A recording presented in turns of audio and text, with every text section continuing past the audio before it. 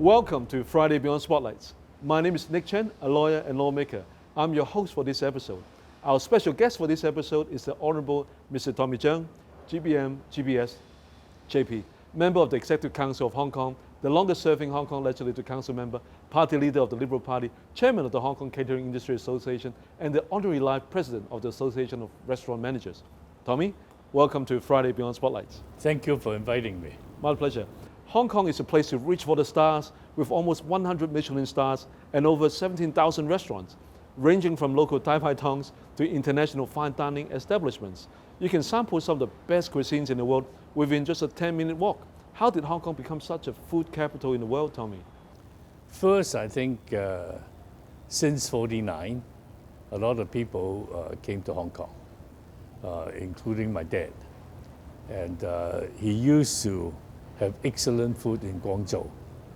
So when he came to Hong Kong, after a few years doing other businesses, decided, even not being a chef himself, that he believes, the fact that he knows what's good and what's bad and how to eat.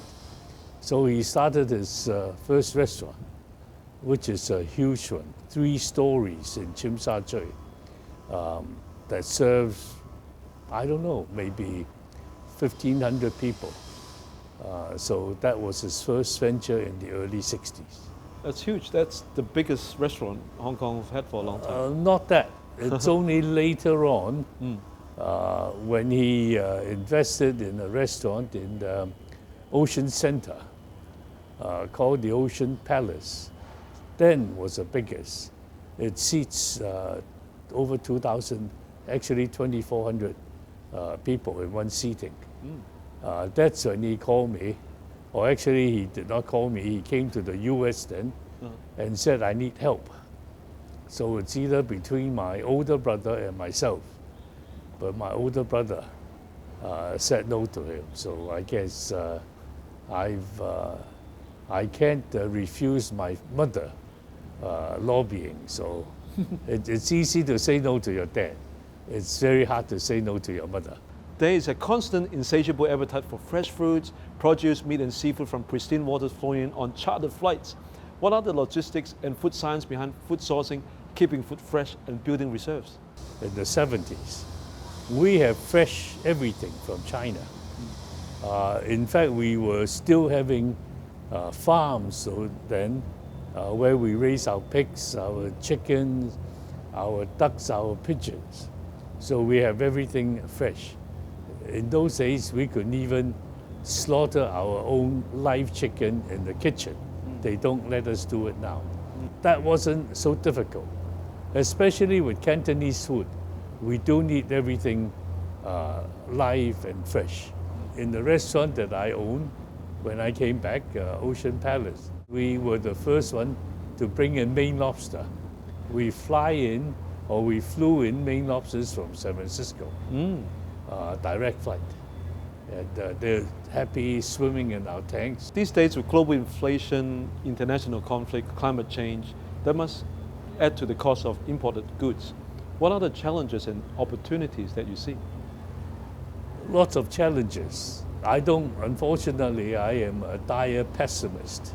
I don't see opportunities. I think it's a time to lay low, even now. Shenzhen, say for instance, just north the same of the border. chicken that goes to Shenzhen and come to Hong Kong. That's short distance. You could easily account for 10-20% more of the cost of the chicken because the transportation cost is much higher on this short sector. So that's why you see now the challenge is, no matter how much the government is trying to do it, Hong Kong people have a tendency to go to Shenzhen, to Greater Bay Area, to eat, because everything that we know, they have learned. There are lots of jobs waiting for people who are willing to enter the business industry. Yes. In fact, now that's why fortunately, the government is giving us import labor, but we're in the first stages of getting them in. We're also losing import labor where the people can be living in Shenzhen or in Greater Bay and travel to Hong Kong to work, so they don't need to be away from home and can come to Hong Kong to work and then go back home at night. So this is something that we're hoping will bring more quality staff to come to Hong Kong. To put things in context, how much does it cost to pay a person to clean your dishes? 10, 12 years ago, before we have the minimum wage, a dishwasher in Hong Kong generally gets paid $6,000 or $7,000. Hong Kong dollars, okay, yeah. Right now, 13 years later, we're talking about 20,000, 22,000 just for a dishwasher. Okay. And in the old days, only Central here in Tsim Sha Tsui, because they don't have public housing estate. So they don't have as many people wanting the dishwasher job. So people have to travel from new territories to come out, so have to pay higher. But even now, no matter where you are, Kowloon City or Wan Chai or Causeway Bay, dishwashers come in that much. And because we have so many tiers, if your lowest denominator dishwasher is 22,000, imagine what you need to pay your chef, and then your senior chef, and then your head chef. Tommy, you being our food cultural ambassador, can you please share with the international business audience about Hong Kong's role in sharing so many Chinese regional cuisines with our friends from all over the world? Actually, they can come to Hong Kong, go to any restaurants, no matter what cuisine they are or whatever provinces they do their cuisine. It's good, especially for international people, because basically we fusion it, and if it is too spicy and whatnot, we will do it so it will be acceptable to international travelers and businesses. And we do a good job on it. And we do different things in terms of our presentation, and obviously service. Most of our people will be speaking English. So I think the international travelers, when they come to Hong Kong, they can go to any restaurant. They don't need to just go to hotels, any restaurant. And I think they will enjoy excellent food at a very decent price. Hong Kong has some really special, local favorites that have made it into the World UNESCO Intangible Cultural Heritage list. Have you tried some of them? I know some are really tasty. It's a long story, but 20-some years ago when I started running for election in the restaurant business, suddenly I find out I got like 2,000 plus cha chan teng. Wow. Which I have never frequented at all. It's not my style. One, I don't get up in the morning to go breakfast. And two, I don't used to go to cha chan teng. But then I decided I need to know more of it. And I fell in love with them right away when I tried what I call the coffee tea, the yin and yang. Yin yang. They mix coffee and tea. In the old days, they say in the ladies, old stocking, to mix them up. And why do they do that? And smoother, apparently, right? Make can blend in coffee and tea together. They have a special taste for it. And the tea leaves don't come out. And the last 20-some years, I've been enjoying my yin and yang, my yin yang in the cha chan teng. Also, I fell in love with bolo bao, the pineapple bun. Pineapple bun. I always say pineapple bun without the pineapple. It's actually not pineapple. There's no pineapple in it. No pineapple in it. But when you put thick butter into it and melt it, whoa. 20 years ago, I was being seen by my party colleague, Selina Chow. She went and told the press that I ate six buns in one go. Easy. I'd like to introduce you to our young, very talented chef, a sous chef here, Arnold. Thank you for coming. Hi, you know, Hello. Mr. Cheung, of course. Arnold's a sous chef here for 5 years now. You know, maybe tell Mr. Cheung about your favorite dish. My favorite dish maybe is Wellington Beef Wellington. tenderloin. Yeah. That's also your My favorite. favorite dish. What advice can you give me to start a new restaurant? One, don't do it now. It's a very difficult situation. Pick the right time. And two, 3 letters that you need to remember, OPM. OPM. Use other people's money. Don't use your own. When you make a profit, you get dividend. But investment-wise, get some people to put money that believes in you. Thank you. Let's put that to use. And did you bring a checkbook today? Terrific. Thank you. Thank you. Thank you. Thank you.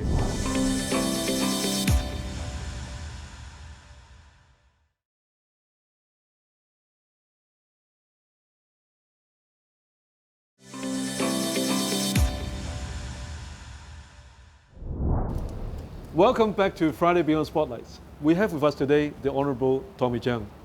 Who is Tommy Cheung behind the spotlights? In this show and tell segment, Tommy will show us an item that has a special meaning and significance in shaping him into who he is today. Tommy, could you show us that very special item? A lot of people probably don't know what this is, but this is our own Chinese calculator, The abacus. abacus. And I bought this in Guangzhou some 30 years ago. Yeah. And these are all jade stones, but it's workable. This is important because this is our calculator. This is where we calculate our food costs. So when you go to write the menu, our staff, usually the one writing the menu, will figure out what it is that you want, how much it is going to cost us, the owners, Right. and then we give him a food cost that he needs to, get a certain percentage. So he uses right away. He is so fast that you won't even know what he's calculating. Right. And that's very important because writing a menu and making sure that your chef gives the right amount of volume of food and then with a profit. So this is still used in a lot of restaurants. Back in the old days, 30, 40 years ago, I think, when we came out with the calculators, they have done testing. This is faster than a calculator. I think one of the important factors of running a successful restaurant is to keep wastage down, both environmentally friendly, to keep your wastage low, but at the same time, don't waste food, right? What is it like in real business? Now it is to keep the waste down. But in the old days, when I ran a restaurant, you want to give the best to your customer. And like even for vegetables, when we serve a dish of vegetables, we only serve about 20% the best volume. part, Right. of the right. vegetable. You don't Yes. serve your whole veggie, Yes. you won't like to eat it. So we need to calculate, how many people we need to serve, how many catties of vegetables that we need to use to give you that, 20%. So this is what we need to do, which is why it is important that we know the food costs right away. And how does this shape you into who you are today? The abacus. As an owner, as a manager, food costs and the sell price is very important. If you don't manage that right, you will never be able to run a profitable restaurant. As an owner, could you defer the counting to someone else? Or? Of course, but then you need to know the basics. You need to tell them basically what you want for a return. For instance, our dim sum, the percentage on food costs is lower. Obviously, on seafood and meat products, they're all different. So you need to know basically what price you bring them in and what price you have to sell them. To learn the basics, which was your first job in this business? Surprisingly, it's a question that most people that went to the US to study, like me, McDonald's is my first job. Okay. And it's easy. Did you went to McDonalds University for that? Did No, you I went to McDonald's to work for my first job. They all start you in the kitchen. And then from then on, they move you out to the counter. But I had my first job. And my first paycheck I got from them, I bought my first used car. Wow. So it's also, so my first job is basically in a restaurant. And in the kitchen, what were you cooking? Yeah, cooking, hamburgers. Burgers. It's very easy to learn. So the patties are all there, Always consistent. very consistent. So they put everybody in the kitchen first. Tommy, what were you studying in the US at the time? I just finished my MBA degree, and I was thinking of, in fact, I got enrolled in the law school in LA. We could be colleagues. We almost could, but I wasn't thinking of practicing, be a practicing lawyer. In fact, most CEOs in the US then in the 70s either have a law degree or an accountant degree and an MBA degree. And I was thinking, basically, my career path, I was thinking to be a CEO in the US. And I was going to do my accountant degree on my own. I could just take exams. I was very good at maths then. That's basically what I was thinking of doing until I got drafted and came back to Hong Kong. Your calling. You know, amongst other talents you have, I know you are one of the best-selling author of some, you know, restaurant review guides. Could you share some food for thoughts about the food culture in Hong Kong? Well, we are very diversified, and we fusion. Even many years ago, in fact, in my father's day, in the Cantonese restaurant, one of his better selling items is a Peking duck. Oh. So Maine lobster and Peking duck. And Peking duck. So in fact, that's why you see even Cantonese food, we do a lot of fusion. And so every cuisine, be it Chinese or otherwise, I think if you have pizzas, we have different pizzas in Hong Kong that you'll find in the US or in Italy. I think our pizzas are also very good. So if you go to any restaurant in Hong Kong, you'll be pleasantly surprised that you will all be getting good food, value for money. Tommy Cheung in the spotlight is always successful entrepreneur, businessman, politician. Has life always been so rosy? Has you had some ups and downs? And if so, how did you overcome them? I have two careers, restaurateur and politician. Restaurants, you win some, you lose some. You just, that's part of the game, part of the percentages. I have invested in China, I have invested in Thailand. So it comes with the game, basically. Right. And politician, when I first ran in '95, I lost.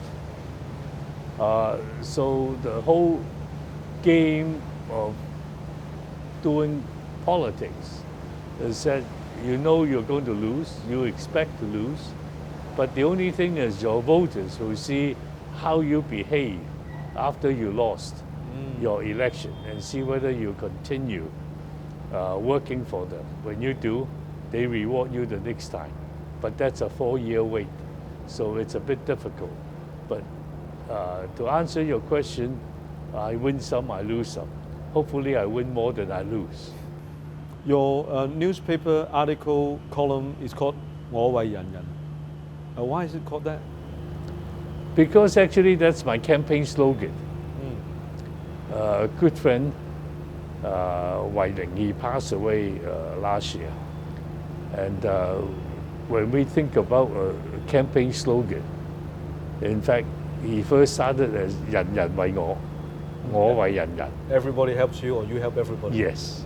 My son turned it around because when he do the logo, the 人人 you know, Okay, on yeah. each other, on it, it's better than, you know, the other way around. Yes.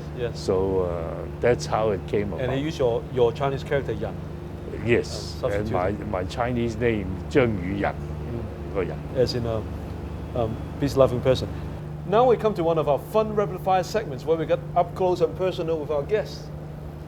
Tommy, are you ready? So just say the first thing that comes to your mind. What is your favorite comfort food? Pineapple bun with butter. Strangest food you've eaten? Well, I basically stay away from it. When I see something I don't know, I don't eat it. What is your biggest guilty pleasure? My desserts, I can eat a ton of it. The last thing you search online? I don't go online to search anything. Favorite place to travel? I can't say there is one favorite place. I like to go to different places. What is your favorite sport? Has always been badminton. Favorite place in Hong Kong? Home, What is your hidden talent? none. What is the one thing that you would like to change about yourself? I should smile more. I guess people take me as too serious all the time. Your proudest moment? When my son was born, Nicest thing someone has said to you? when they encouraged me on my work, especially in politics. What would be the title of your autobiography? Nobody. Your biggest fear? My biggest fear is that I lay in bed for 30 years and not being able to do anything. What advice would you give your younger self? I wish I don't waste as much time, because time is something you cannot buy. What legacy do you wish to leave behind? Well, I was hoping that people will see me as hardworking, as doing my best and trying to help my family, my city, Hong Kong, and my country, China. Can you describe Hong Kong in one word? Beautiful. Thank you, Tommy. You're welcome. Thank you for joining us on Friday Beyond Spotlights. We'll see you next time. 九龍倉係咯，可以做嘅。好似啲雜貨鋪嗰度嘅。唔係佢上面咧就有濕味啊，有嘢咁佢嗰啲唔雜嘅，但係我預備咧佢要趕走佢哋，要俾一部分我咧去做廚房，同埋要做凍房，因為嗰啲嘢分分鐘唔可以日日新鮮嚟㗎嘛，因為數量未必多。